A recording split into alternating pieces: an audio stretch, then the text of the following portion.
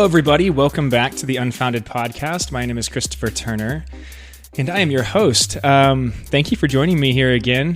For those of you that joined me in last episode, apologies for the technical difficulties on the video aspect of it, at least. I think maybe one person saw the the YouTube live stream. It did go up on YouTube, but Facebook didn't work for some reason. So anyway, this time you're going to get a video on Spotify because I'm going to record it, but I'm not going to live stream it this time. I'm trying to do one thing at a time so I don't bite off more than I can chew and have a bunch of technical difficulties like I did last time. So let's hope that doesn't happen again. And anyway, welcome back. I'm really excited to have the video aspect of the podcast here. And we're going to be focusing on some interesting topics today. One of them being creativity, self-expression, things that I've been getting. I was kind of doing a very brief meditation before I came on here, kind of checking in, seeing what we all need to hear. And that was the biggest thing that came through, was that creativity, self-expression, kind of in that last episode, the energy of summer and bringing your projects into fruition, right? Bringing it out into the light of day. All of these things are being very important right now. So I can still feel that energy, excuse me, around us. So that being said, I do kind of want to roll right into it. As you can see behind me now, or you should actually be able to see behind me now, I have a bunch of my like tarot cards and things like that, little spiritual things, trinkets and stuff that I use here. Today I'm gonna go a little bit off the book, literally, and not do a Buddha saying. So I'm gonna do a quote from one of my favorite artists, and we'll go from there, because I think it's going to be more of an artistic show today. I hope to show you guys a couple things that I've made here, if we have time, maybe, or maybe even play a little bit. You can see kind of behind me there, boom, right there, right next to the trash can. Probably should have moved that. Anyway, right next to the trash can, you can see there's a piano there, and I have a couple songs that I might show you that I've worked on, for a very long time, and a couple other ones that I've just been messing around with, but we'll see if we have time.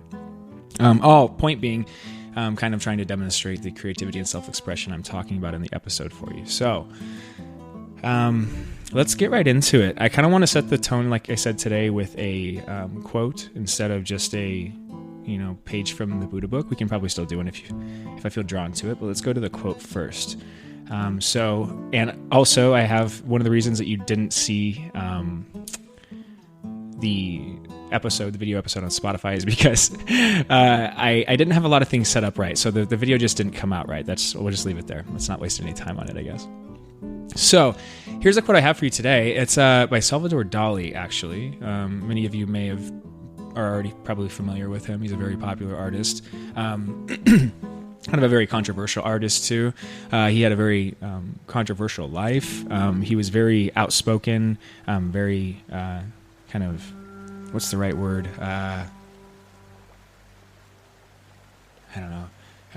He was a unique person. He was an individual. If we're speaking about individuals, he was definitely an individual. So Salvador Dalí has a very unique perspective that I've a couple different times throughout the podcast found his quotes to be really kind of eye-opening and kind of entrances into into Wonderland, kind of. So if you're interested about going down the rabbit hole, look into Salvador Dalí and some of his paintings, and we can do a little bit of that here today too. I'll look some up after we do the quote here. So let's go ahead and get into it. Salvador Dalí. This is a quote by Salvador Dalí, and I thought this was really interesting. This is one that just popped out to me. It goes, "What is a television apparatus to man, who has only to shut his eyes to see the most inaccessible regions of the seen and the never seen? Who has only to imagine in order to pierce through walls and cause all the planetary Bagdads of his dreams to rise from the dust?" So he's a poet too, right? Like, obviously, the way he puts words together is very beautiful, similar to the way he paints. But in this quote, I find he's kind of, again, he's peering deeply into the human psyche, and he's describing something similar to what he does in paintings, but he's using words this time. And what is a television apparatus to man, right? What is television but kind of a visualization machine, right? And he's kind of saying similar to similar thing to what I was saying last week, just focusing on a different form of technology, one that was more relevant to his time. TV was just coming around when Salvador Dalí was in the prime of his life. And so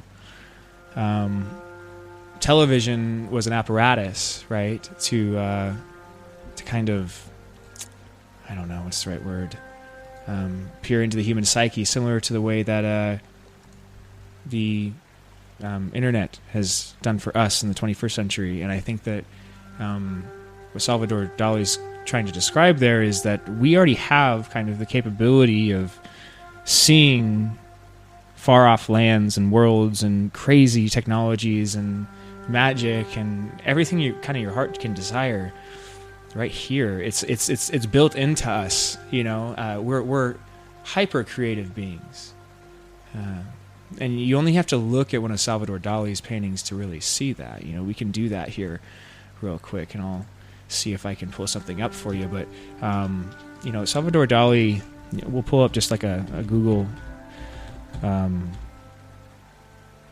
search of him. And for those of you that are listening, again, I'd recommend downloading Spotify. You can watch the video version of the podcast there, but I'll do my best to describe it to you as well. This is one that I've described before, this painting right here. It's very interesting. It's one of my favorites by him. I don't remember what it's called exactly, but it's a painting of kind of like this weird landscape, this odd like dystopian landscape with just really out of place looking objects. Each object in a Salvador Dalí painting you have to like stare at for a second and contemplate why it is the way it is, or what it is to begin with. Period. There's this. I mean, it's really, really abstract in certain ways, and very, very. It feels like you're on a DMT trip looking at one of his paintings, right? And I think what he's saying in this quote that we have here is that this kind of creativity came from his head. This guy's head right here. Look at that picture. Look at him. Look at his eyes. For those of you that are listening, there's this picture of Salvador Dalí with this really, really crazy, like maniacal mustache and look on his face. And a person that you could, it's one of those pictures where you would immediately recognize it as only him. You can't confuse him as anybody else. That uniqueness is like hyper attractive. It's what makes people famous in a way. It's what makes people influential. Is their individuality, the unique perspective. And Salvador Dalí has a very hyper unique perspective, and it's through his creativity that he's developed this hyper unique perspective, this individuality that kind of people fall in love with. And that's, you can see why when you look at these paintings here, right? We could spend all day trying to pull it apart. That's not really the point, even though it's enjoyable. The point is kind of to tap into the abilities you have internally. You have kind of this, I don't know what the best way to describe it would be, like, well, you have a television, you have the internet in your head, right? You have the ability to tap into all of this ancient knowledge. You have the ability to kind of imagine anything you can think of. I mean, just sit there and think of that for a second. You don't have to... you don't need a television to show you, like I said, some kind of crazy concept or some crazy idea. You can visualize it. You can see it in your head if you want to. Maybe you're not as visual of a person, then I would, you can, but you can develop it. You can. I think it's a development of what we'd call the third eye, or seeing, kind of the higher realms. It's a similar type of sight that you experience when you're asleep. You know what I mean? You're still seeing there, but you're not looking through your eyes, right? So it's that kind of feeling of seeing.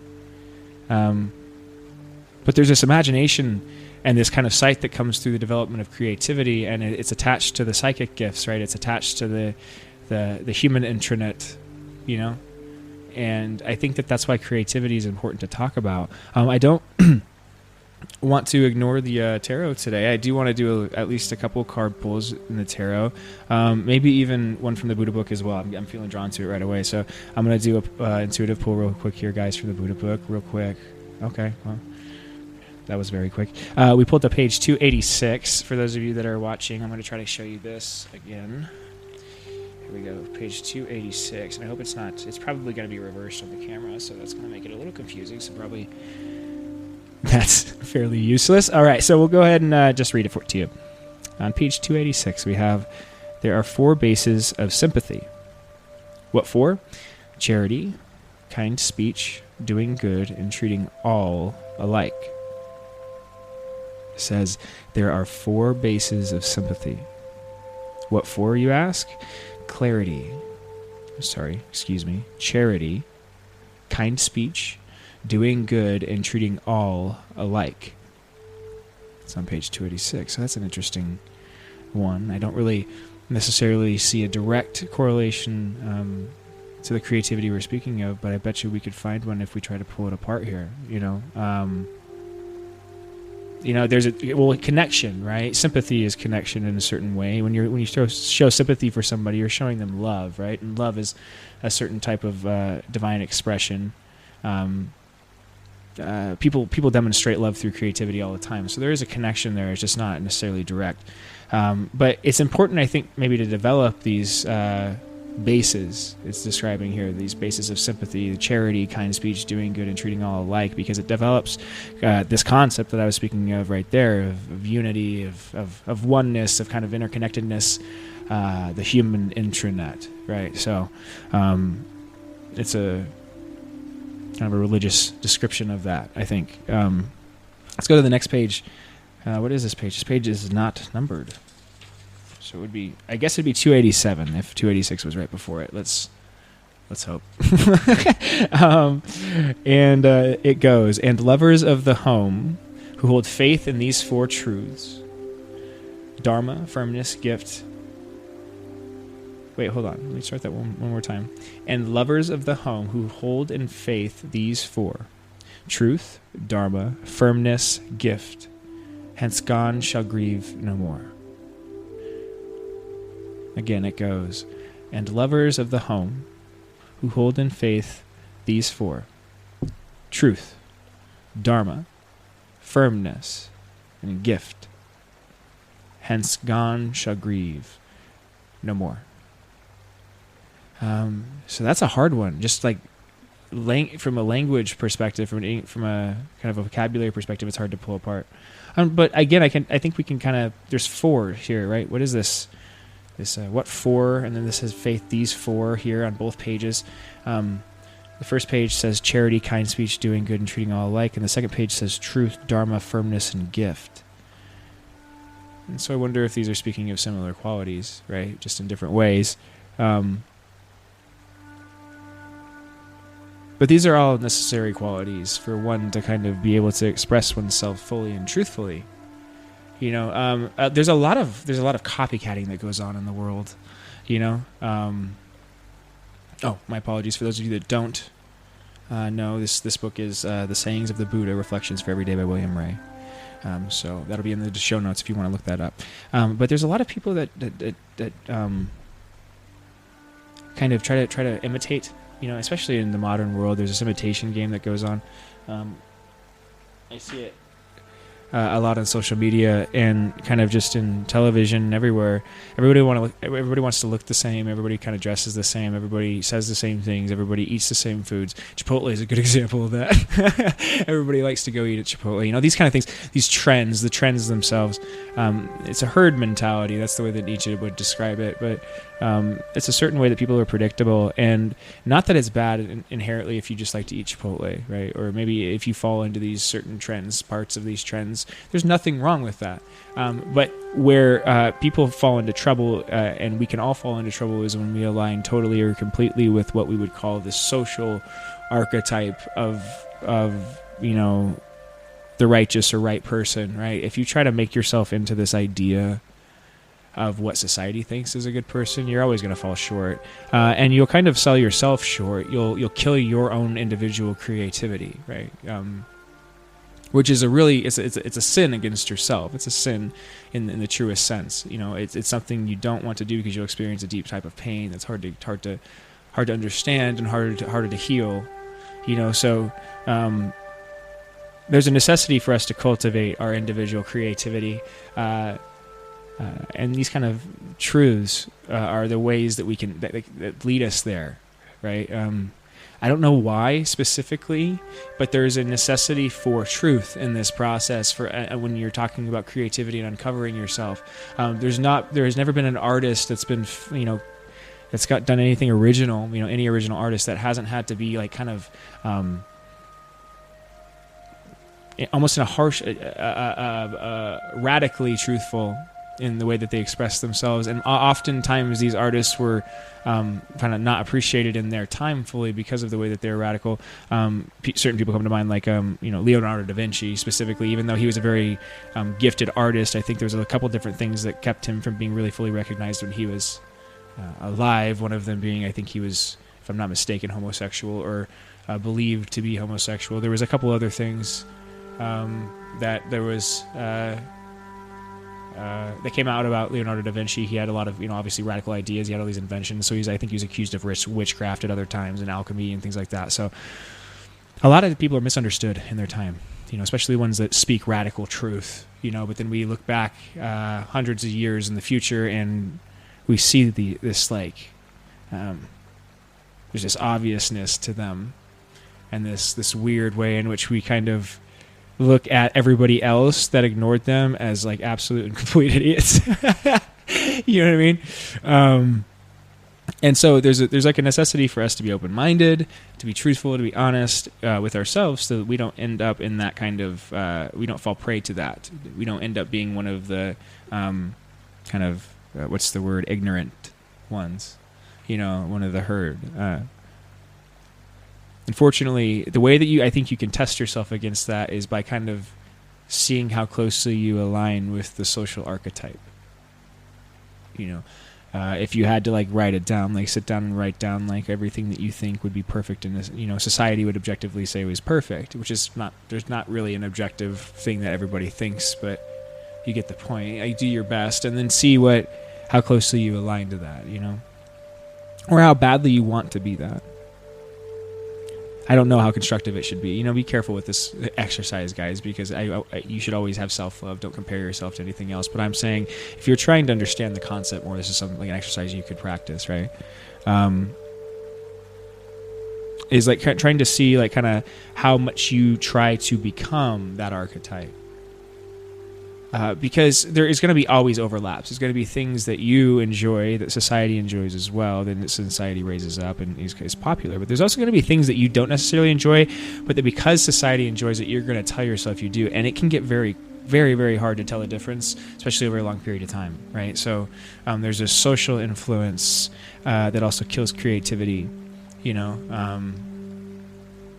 That's why there's like certain people I guess the best example that I would know of, and I'm not super familiar with, the fashion industry, but from what I understand, Rihanna's really influential in the fashion industry, right? And so it'd be something like, what makes Rihanna different than everybody else in terms of fashion, right? What makes her forward thinking, and what makes people look to her in terms of, setting the trend in pop fashion, right? So like there's this in pop culture period, right? So there's this very unique individuality that Rihanna, for example, possesses, that people see and want to embody and copy, but nobody does it like Rihanna does it. Right? Nobody can be Rihanna like Rihanna, like literally. And so there's this weird game in which everybody has their own version of Rihanna. Everybody. I think it's funny that I used Rihanna as an example. People are probably thinking like, "Are you trying to be Rihanna, dude?" Sure, why not? I mean, she's got the life, right? No, but I do I do respect these individuals, these people that are hyper creative, because they've made it there because of this. Far too often there, people in the world become haters because they get bitter at their lot in life, and they look at celebrities. I've done this. I'm guilty of this myself. I'm not trying to call anybody individually out.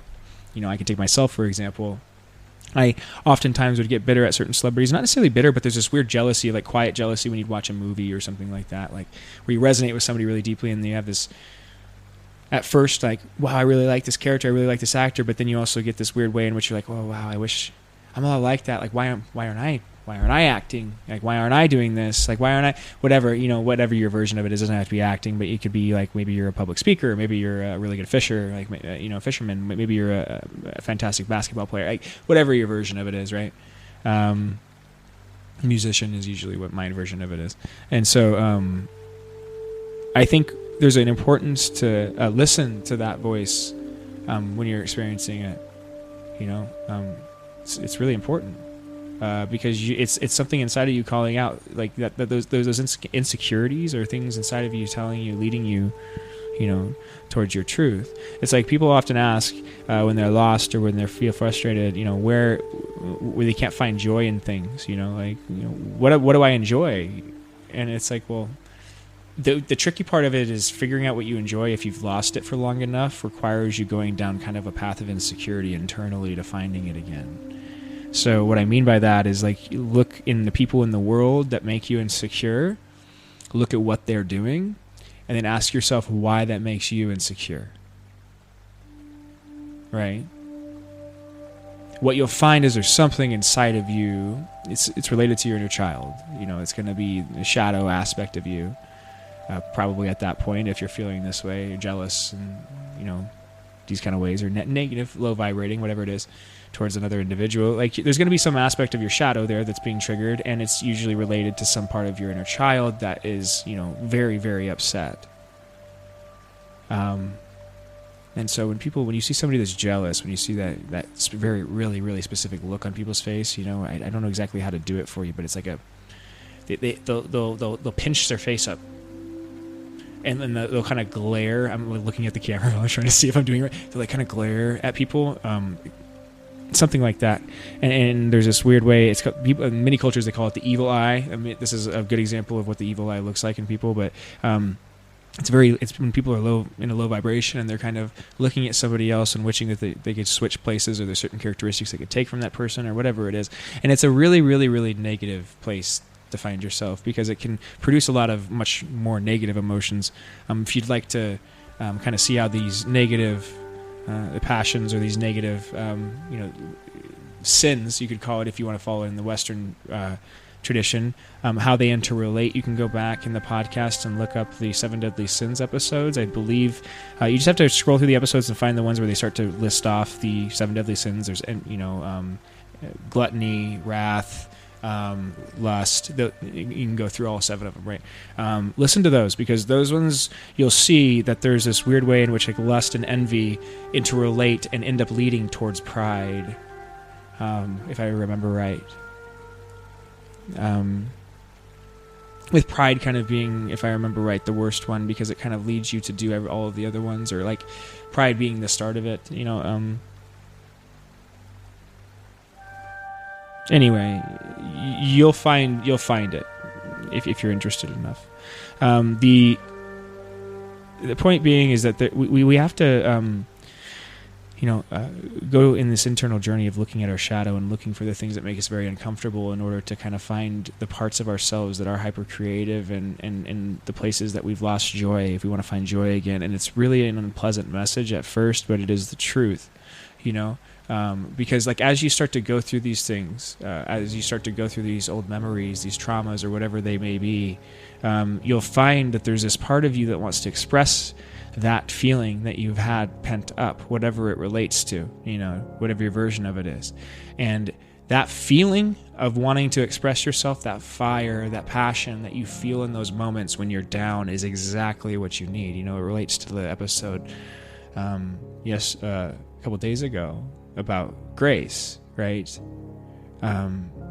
It's in those moments, when you're really down and you're really out, when you're ready and open to receiving, if you're perceiving it right, if you're approaching the situation right, that's when you have the opportunity to receive blessing, like true blessing in your life, where you really feel it. If you want proof that there's something bigger than yourself, when you're in a pit, you'll get your proof if you're looking for it. But there is a big caveat to that. You don't get something that you can't see, or you're not expecting, or you don't believe is real. It relates to what Salvador Dalí was talking about here. Look at what is a television apparatus to man, who has only to shut his eyes to see the most inaccessible regions of the scene and the never seen, who has only to imagine in order to pierce through walls and cause all the planetary Baghdads of his dreams to rise from the dust. Anything that you dream about anything you see in your head, it is real, right? This is true. You just have to look into your own experience and you have to look at it a different way, right? Like what,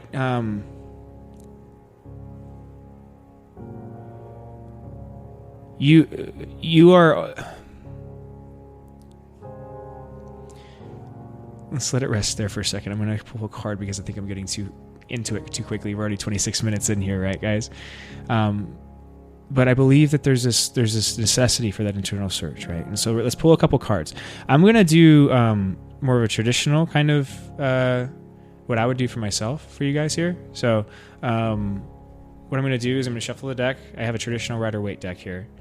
And I'm going to use this, and then I'm going to pull a Angels and Oracle, Angels and Ancestors Oracle deck or card as well. So there's going to be a little more tarot in today's episode because it's the first video episode, and I feel like it's a good one to be able to do that in. So what I'm going to do though is I'm going to do a spread of 4 different cards. The first card is going to represent your energy, the person that's listening to this right now, the general collective obviously, but you as the person listening to this right now.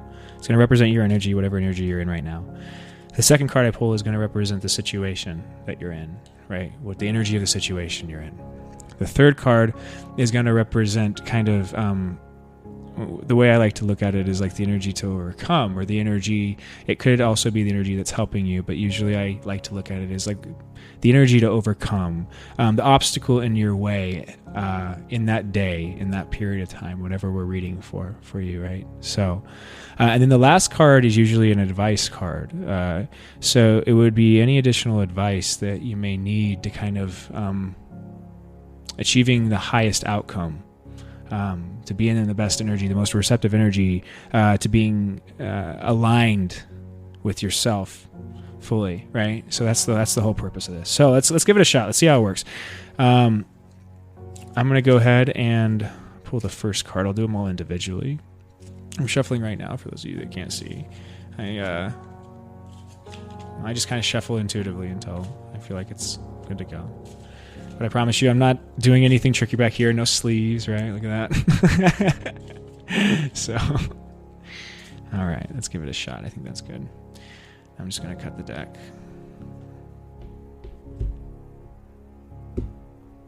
This is you.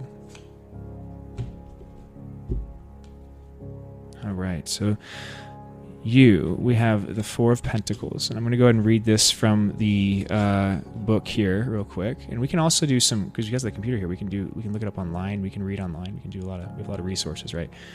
So the Four of Pentacles here, you can see in the picture, this is a traditional tarot deck, guys. This is the Rider-Waite, so this is going to be, this is what most people learn on.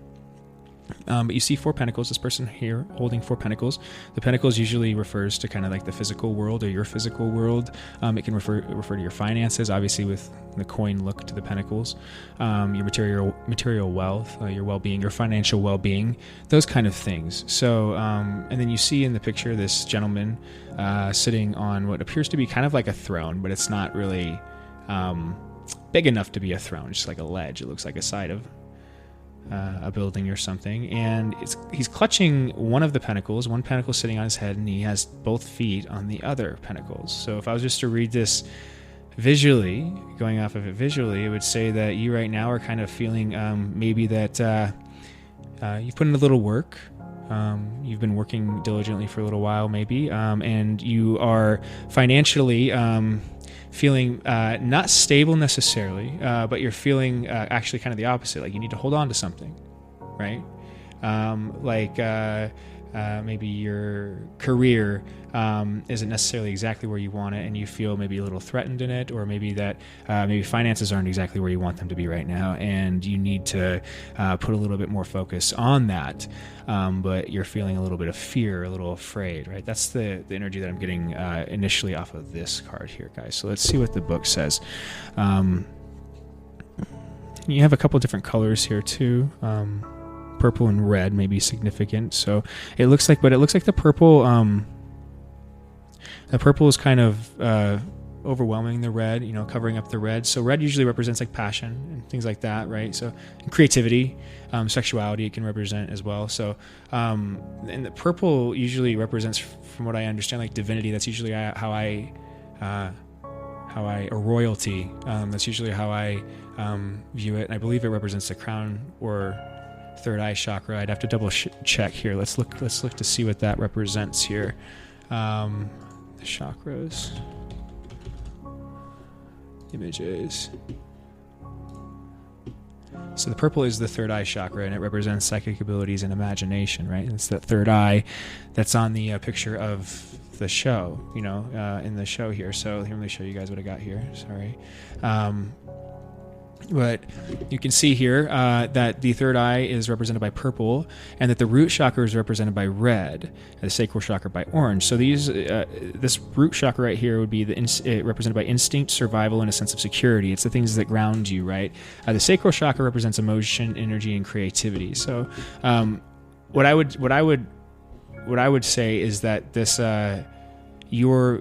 your sense of you may be a little bit ungrounded right now, that your sense of security may be threatened a little bit, obviously, because you're holding on to that pentacle. So it's something surrounding that you're feeling like you might need to be a little bit more frugal, maybe in the future. Let's pull one more card here. Let's see what your situation has for us. Oh, interesting. So we've had this card before, guys. Oh, okay. All right. So I'm getting a little bit of getting something here, guys. So I got our second and our third card here as well. We're going to wait for the last card, for the advice card. So we have two of our cards here. We have our, for your situation card, let's see, we have a Four of Cups for you. And we've had this card before. These are really pretty cards for those of you that are watching. I really recommend that you, like I said, download the Spotify app and watch the video version, because you can see a lot of detail in these cards. There's a lot of color in the Rider-Waite deck that I'm using today. And in the deck that I've used before, we've gotten Four of Cups, the Angel deck. And what it represents usually is somebody that's not really seeing something that's being offered to them. It usually represents a situation in which there's a lot to be grateful for, usually emotionally. Cups represents the emotions or your emotional world. So you can see in this card, there's this cloud, right?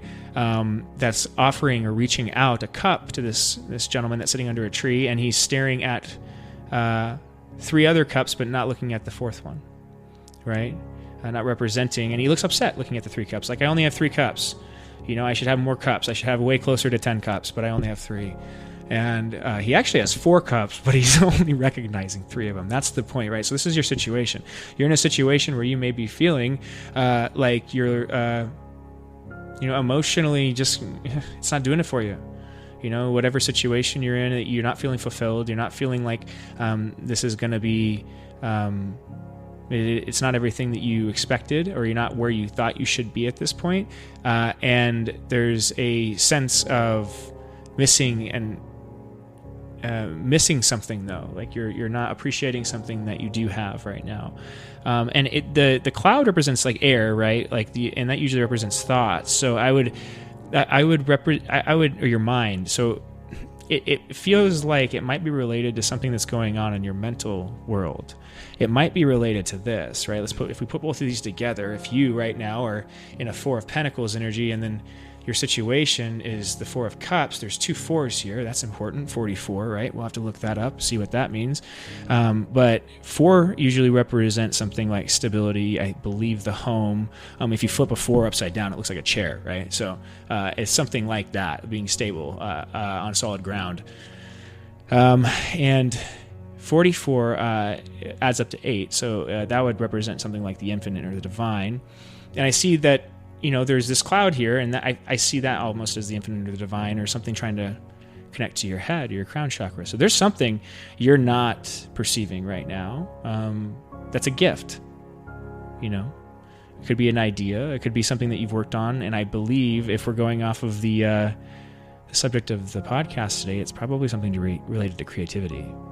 If you're listening to this right now, you've probably already thought of what it is, maybe you work a lot or something like that, and you just don't have the time to devote to whatever your idea is. Maybe it's a YouTube channel, maybe it's a podcast, maybe it's art, maybe it's music, maybe it's I don't know, maybe it's a new job, maybe it's spending more time with your kids, maybe I don't know, maybe it's finally writing that book that you've put off for a long time. Whatever it is, it'll pop in your head when you see these cards.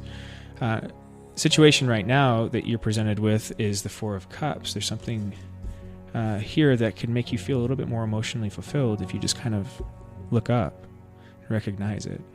Or maybe if you take a second and ground yourself, because again, there's this, look at, in both cards, there's red being covered up by another color clothing, right? So I believe like there's other chakras that are out of balance for you. If we're going off of this, it looks like that's kind of a green color in this one, and this is kind of a purple. So we'll go to our chakra chart here and see what we got.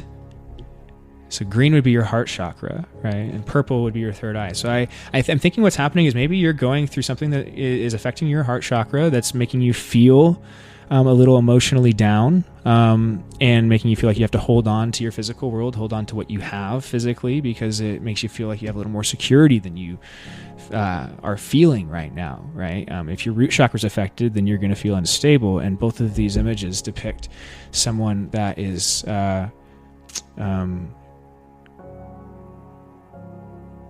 feeling unstable. Both they're sitting down; they don't feel like they can stand up in both pictures as well, right? So. That being said, there might be something, kind of the pentacles and the cups are both gold, right? They're both yellow, and the solar plexus is like a golden yellow. That represents power, control, and freedom to be yourself. So when we talk about creativity and self-expression, we're going to be talking about, I think, kind of using this solar plexus energy and this sacral chakra energy, maybe to kind of move some of these energies around for you. What does that mean? Well, it means you need to express yourself. We need to figure out together what it is that you can do to feel heard, to feel excited, to feel joy, to feel passion, to feel whatever it is, and it kind of can feel like a daunting task at times, but there is something there. Again, we kind of already got into it earlier about how to get there. You just have to, focus on the, insecurities, oddly enough. It'll lead you there. And it's kind of an unfortunate truth, right? So here, let's go to the third card. The third card we have today is the Nine of Swords. Nine of Swords. Look at this card. Right? Boom, boom, whoa, whoa, whoa. It's hard to focus a little bit, guys. Here we go. So the Nine of Swords, on this card we have, it looks like a gentleman that's been laying down in bed, looks like he's woken up in the middle of the night, and appears for maybe a nightmare, or person looks upset on the card. And there's 9 swords kind of crossing behind them above their head. And so that, to me, again, it represents a couple of things. We talked about the cloud, and that maybe there's something, with your third eye represents, it can represent in some ways the dream world, or your ability to see into the dream world, or astral travel, or psychic perception, things like this. So if you have the swords going through your head in this card, it would represent that there's some kind of event, there's something mentally that's really putting you in anguish, and it's causing you maybe some sleepless nights. Maybe you're not getting the sleep that you need. Maybe that's what's making you feel some of this emotional lack inside that could be affecting your ability to feel stable, right? So I see this card as, and if this is your hurdle, then this is definitely what we want to focus on to get back in alignment, right? Getting back in alignment would mean, looking at the dream, not running from it, right? So if you're having nightmares, if you're having any kind of anxiety, even if it's not specifically a nightmare, if you're finding yourself laying in bed at night and before you go to bed, you're having a hard time falling asleep, or if you ever experience this, one of the ways you can get that to go away is to not try to avoid whatever you're afraid of, to just kind of sit with it and look at it and see what happens, when you allow yourself to be in it for a little bit. What you'll find is there's a pathway that gets illuminated, like all this. It's almost like if you could imagine just being in the dark, and then all of a sudden, one torch gets lit, and you can see a pathway to follow. You follow each pathway, and it's a little scary because there's not a lot of light, but the further you get, the more you recognize you're going somewhere, and it's not as hard, you know? It's like it's not as scary then when you look at the dragon, right? At least you know where it is now, you know, you don't have to wonder. You know, there's this weird amount of fear that goes away when you confront your fears. So let's go for our final card, the advice card. The advice card. Ace of Wands. Nice. Look at that. Pretty card, right? So the wands, we've gone over this before too, right? The wands can represent the passions, right? It can represent the things that you're passionate about, the things that make you magic. You know, it can represent in many ways your speech, your communication, right? It's the thing that casts your intention into the world. So the Ace of Wands, you can see this. It's coming out of cloud. It's being handed. It's a big old wand, one of them, being handed out. From, it looks like the air, out of a cloud. And it's being presented kind of in the sky above a castle and kind of this beautiful setting. And what the Ace of Wands would represent in this case is kind of being delivered, kind of a new opportunity to be passionate, right? To manifest something in the world. Or kind of driving you or inspiring you to take action to manifest something in the world, you know? What is it that you think about when I bring up, you know, the joy and satisfaction and laughter and these kind of things? What comes into your mind? Or if nothing is inspired, then it's better to follow the insecurity. What makes you insecure? What are you afraid of doing? What's been your dream that you've never told anybody?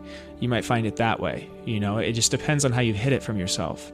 But there's something that you need to take action on to get some of this energy moving as well.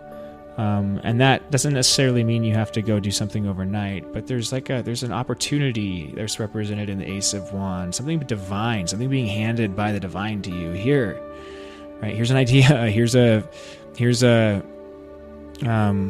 opportunity to manifest something that you really would enjoy. Right, so that's how I would read these cards, just intuitively.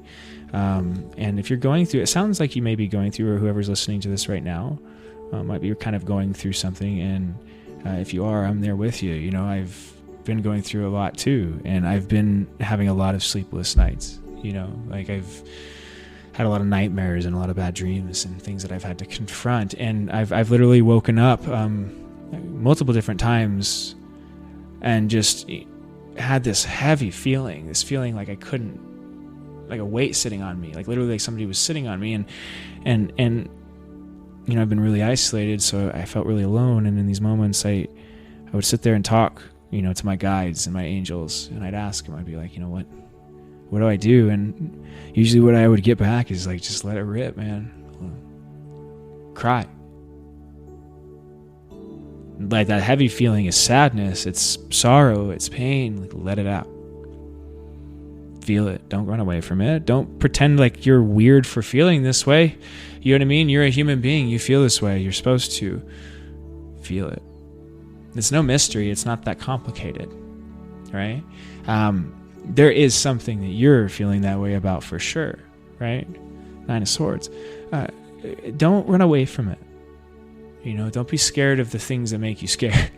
It's the only thing to fear is fear itself, right?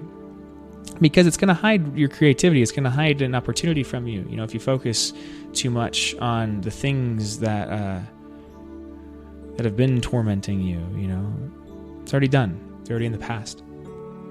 There's new opportunities here to take advantage of. So focus on those, you know. Focus on what's in front of you, not what's behind you. It's a lot brighter there.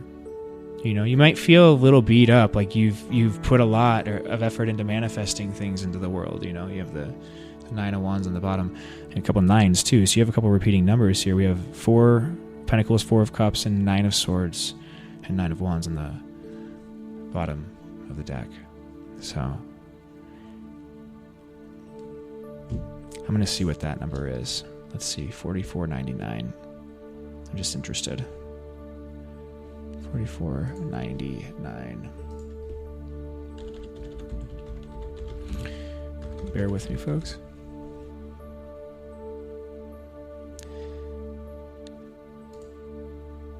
Sometimes some of these angel number things can be hard to read. They're like in different languages, and it doesn't really make sense. So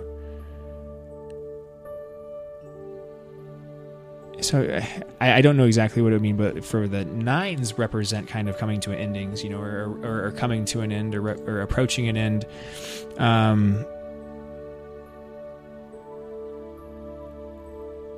But in general, there's a lot of energy around you right now, like a lot of angelic energy that's trying. There's things that want to help you, So don't ignore them, right? Listen. So that's what I have for the tarot today, guys. I hope you enjoyed that. I think I'm gonna just stick with that for today because the oracle cards, I don't want to go too far into it. We can maybe we can pull one. Knocking stuff over. Hey. Let's pull an oracle card too. Feeling the tarot today. Got my shaman stones here.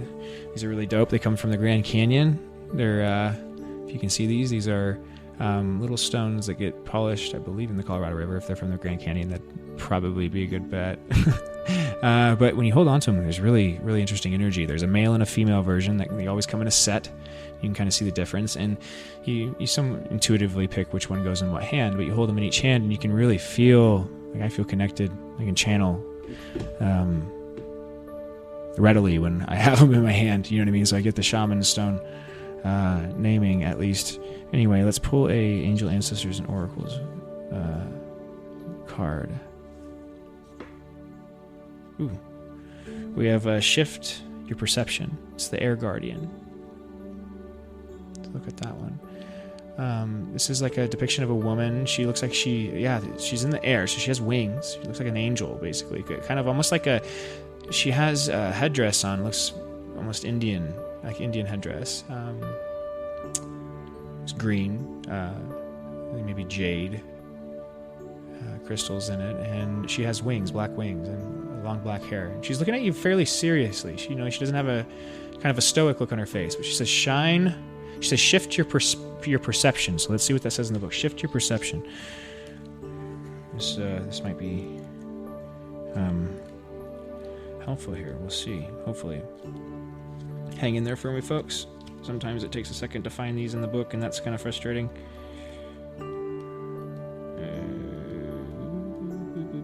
Getting close. There it is. Air Guardian. It's on page 92.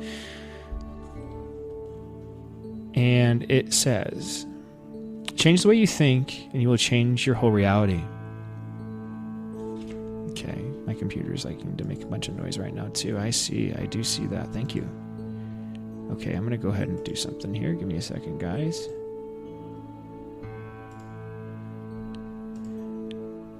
Something wants to say... Oh, it's 443. Okay, that's why. I was trying to figure out why is my computer being so goofy right now, and it's because there's an angel number. Something's trying to come through right now. 443, guys, is an angel number right now. Let's look that up because there's something really wanting to... Oh, my goodness. Sorry, guys. Let me get this to go away. It's wanting to... There we go. All right. We should be good now, hopefully. Sorry. A little bit of technical difficulties. I have to have some at least every episode, don't we? 443 was the angel number that came through there, guys. So if you want to look it up on your own, you can do that as well. But I will look this one up as well. What do we got here?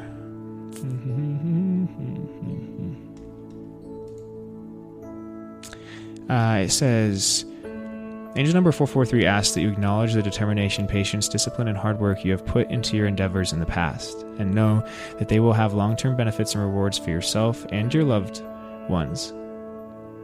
I don't know why I said that so weird. Take heart that your will and efforts have been well worth your while, and your angels encourage you to keep up the great work you have been doing.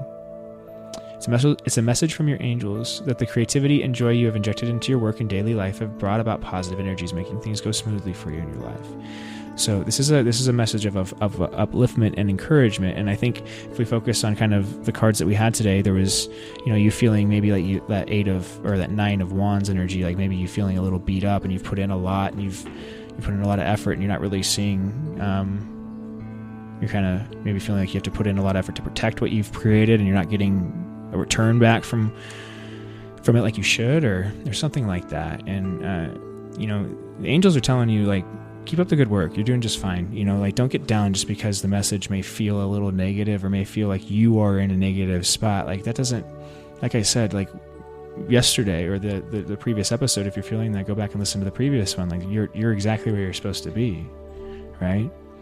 Air Guardian. He says the Air Guardian card represents the angels of the air element. Traditionally, air is all about thoughts, thinking, and everything that's happening in the mind. So these angels can help you to overcome any thoughts that have come back to haunt you from the past and to see the world more clearly. So haunt you, right? So there's definitely something going on in the dreams, guys. You're having a lot of recurring themes. Maybe you're thinking about a certain situation, or something's coming up from the past. There's something that's really taxing you mentally at night, and you need to focus on it, change your perspective.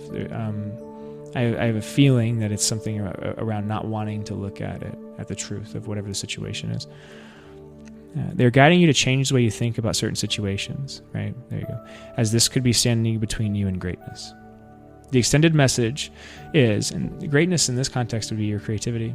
When this card arises, it's an opportunity to learn about your way of thinking. You're being guided to recognize that not all you see is exactly the way you see it. Sometimes the mind can play games, and sometimes our perceptions can be wrong. I've learned that the hard way. I'm sure many of you have as well. If you are being challenged or feel that there's a lack of clarity and direction in your life at the moment, there's a good chance the way you're thinking or what you're focusing on has a lot to do with that reality. Remember, your mind is very powerful, right? And what you focus your attention on and what you speak about is it's your wand. And you manifest that way. So be careful when you're in these pits not to go and attack other people or yourself or the world, because what you'll cause, like I said last episode, is a spiral that'll just make it much worse, and that pit goes deeper. It always goes deeper, until you stand up. It's a bottomless pit until you stand up. You're being guided to open your eyes and your mind. Go beyond any limits you have set for yourself and recognize that the way you see the world is how you will experience the world. Yes. Excuse me. Sorry, my nose is a little itchy, guys. You don't have to feel alone wherever you're at. If obviously you're feeling down, don't feel bad because you feel down.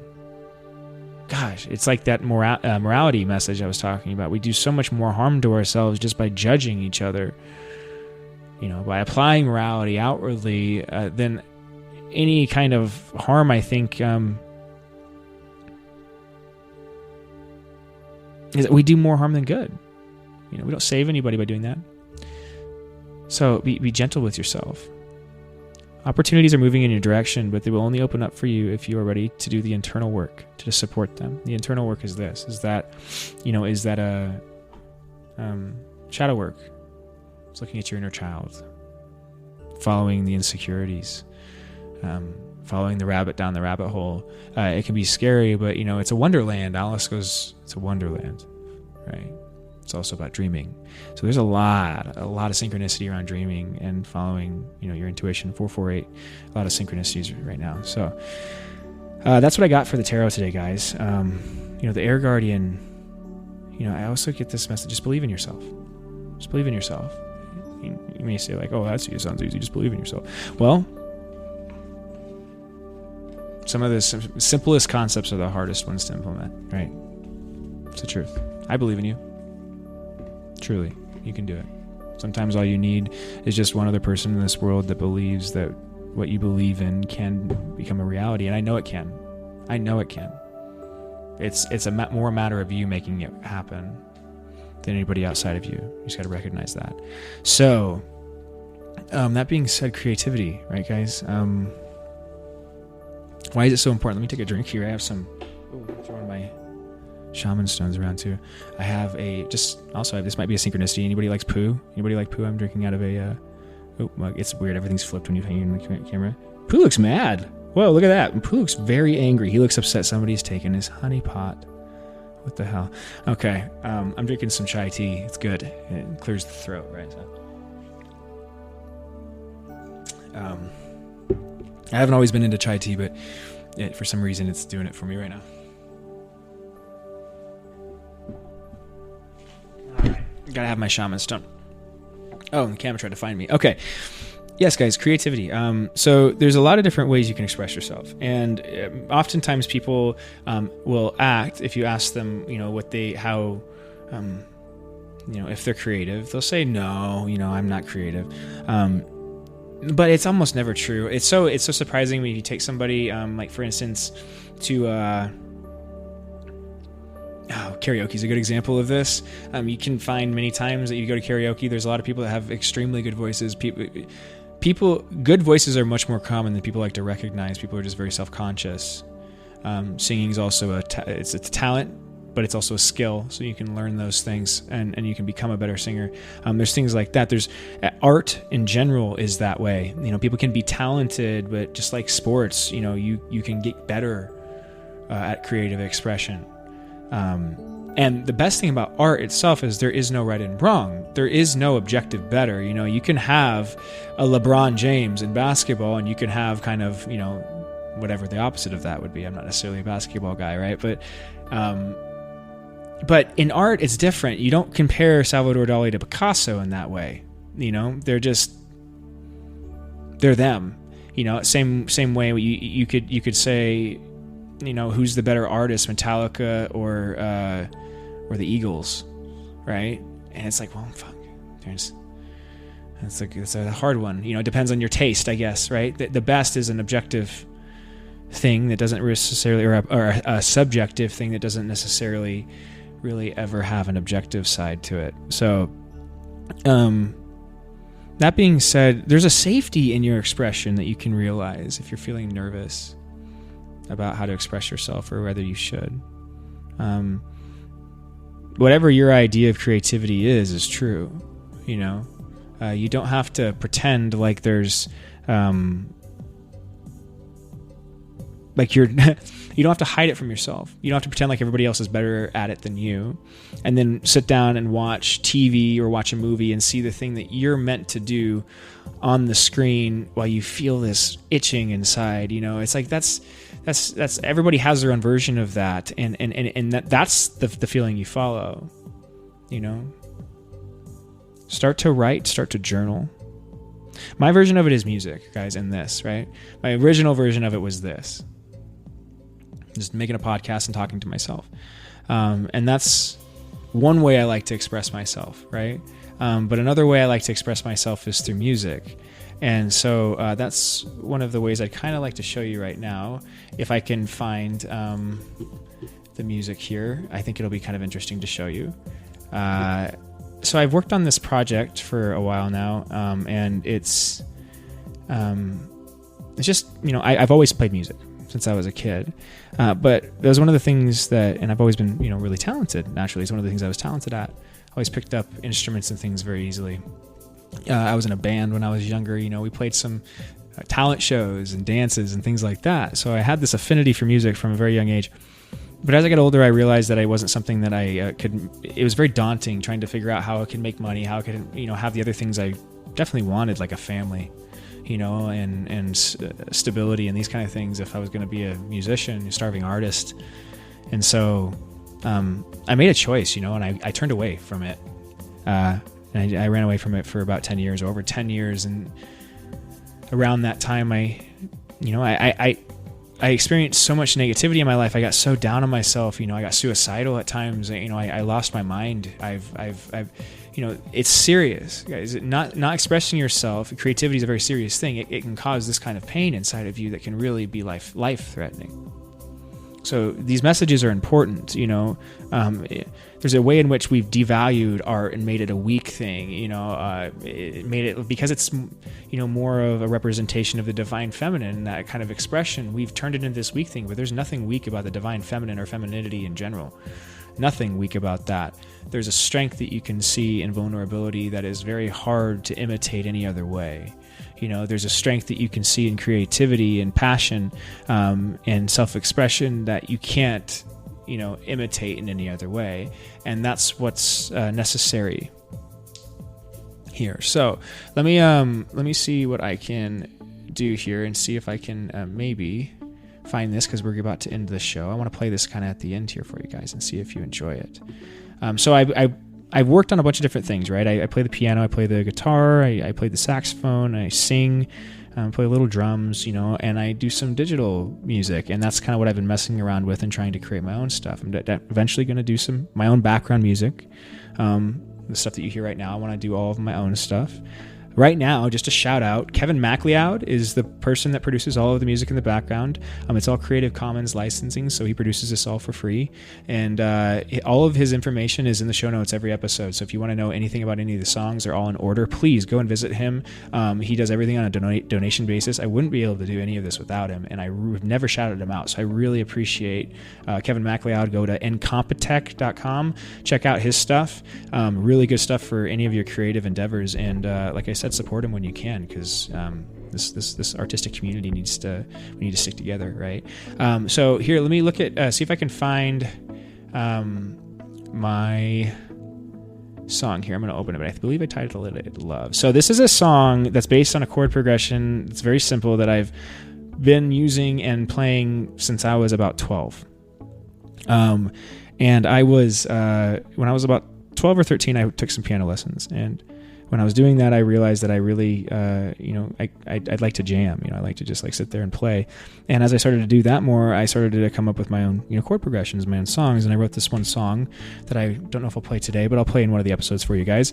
That's fairly simple, but it's been kind of the first song I ever wrote. And ever since then, I've kind of liked to do that, like to write music. So that's one of the things that I'm trying to get into creatively, producing music along with this, So I'm doing this to kind of demonstrate or show you guys some of the things that aren't polished of mine, that aren't necessarily finished products, but are just, in the stage of me developing that expression. Why? Because it's important to show that vulnerability. It's important to recognize it's okay to be vulnerable. It's okay to not have something perfect and to show it to somebody.